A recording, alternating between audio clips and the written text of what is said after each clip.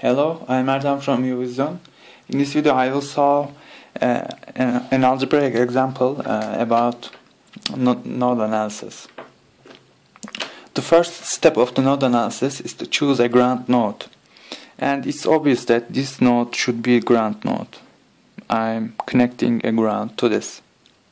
Why? Because sources are connected to this node, and this node has maximum number of branches connected to itself. Alright? Second step is to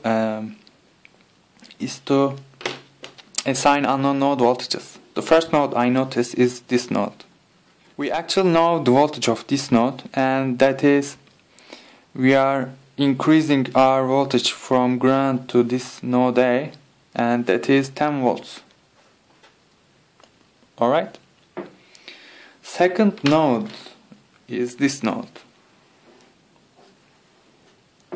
And we don't know its voltage value, so we shall assign an unknown node voltage, EB. And this is node B. The last node is this node, obviously. We also don't know its voltage value, so we should label this as C and assign an unknown node voltage EC. Let's write down KCL equations. KCL at node B.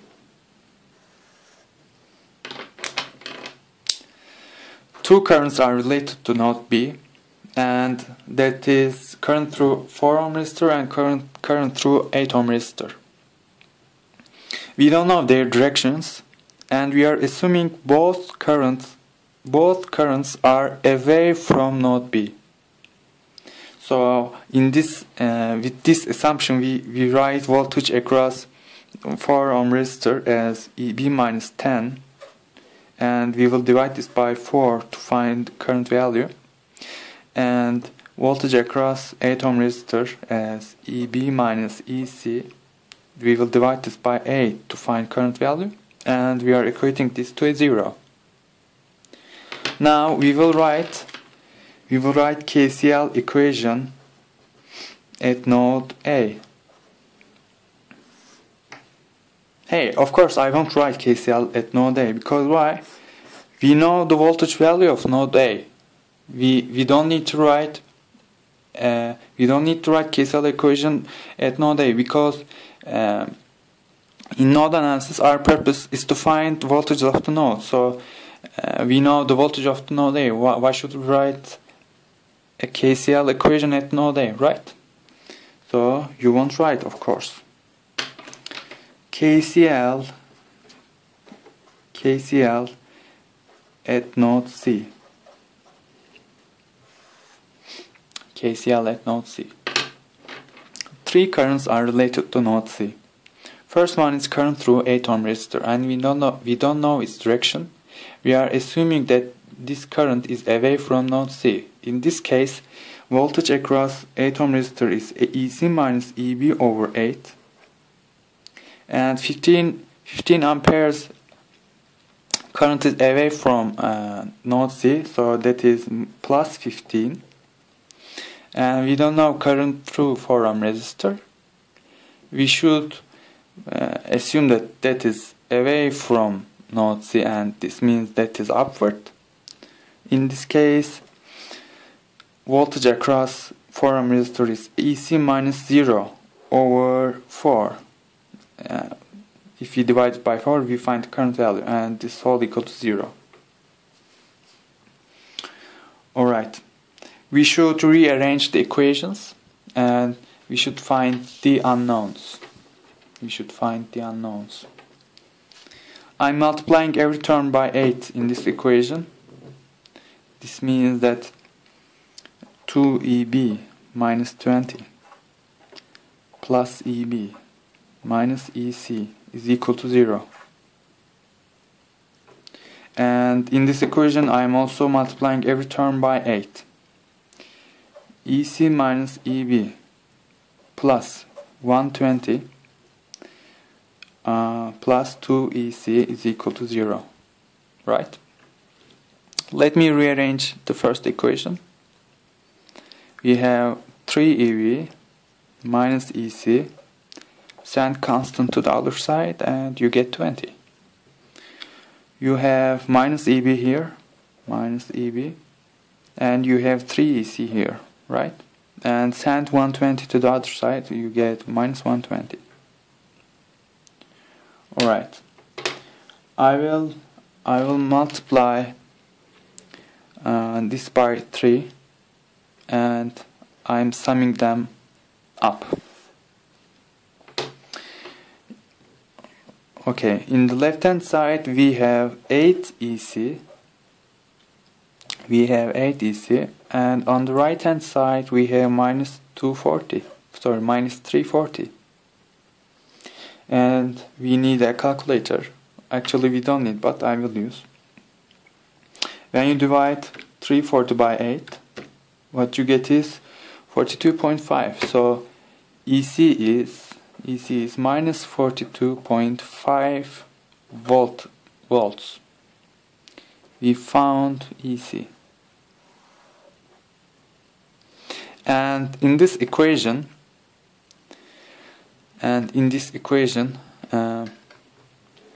if you send EB to the other side and minus 120 to the other side, 3 EC plus 120 is equal to EB, and we should do the algebra here. Plus 120. So EB is found to be minus 7.5 volts. Okay, so we have found every node voltage, and we can find everything in this circuit actually. Current through 8 ohm resistor, current through 4 ohm resistor, power dissipated by 8 ohm resistor, or voltage across 15 ampere current source, or power dissipated by this resistor, everything. Okay, so I want to find power dissipated by this 4 ohm resistor. How we can find? We found that EB is minus 7.5 volts. What's the current through this bell? Well, sorry, we don't need current to find power. What's power? Power is actually V squared over R, right? We have voltage difference across this resistor. It's actually 17.5 volts. So 10 minus 7.5 gives us the voltage difference across this resistor, and we should take the square of this term, and we should divide this by 4 to find the power. So 17.5 times 17.5 makes this number, and if you divide this by 4, we find that power dissipated, because why? The sign is positive. Power dissipated by 4 ohm resistor is actually 76.56 watts. And that's how you find power dissipation actually.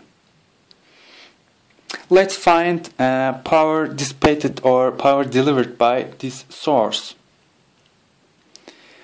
Notice that current through this resistor is actually current through also this independent voltage source. So firstly we should find the current through this resistor, and we should find power consumption or delivery of this source accordingly. Remember, another expression of the power is this: voltage times current. And current is moving to the left for this resistor, right? Because current flows from high potential to low potential, and 10 is higher than minus 7.5. And if you divide 17.5 to 4, and what you get is 4.37. 4.37 amperes. This means that current through this voltage source is actually 4.37 amperes. Notice that current is entering from its minus terminal, right? Current is entering from its minus terminal. So that we should include a minus sign. We should include a minus sign while finding power of this component. We have written minus. What is the voltage? That's 10 volts. What's the current? That's 4.37 times 4.37. This makes minus 43.7 watts. This minus sign tells us that this source is actually supplying power to the circuit. So it is delivering power to the circuit. If you find power of whole elements in the circuit, you should find 0 because power is conserved in a circuit. Alright, that's all I want to say in this video. Thanks for watching.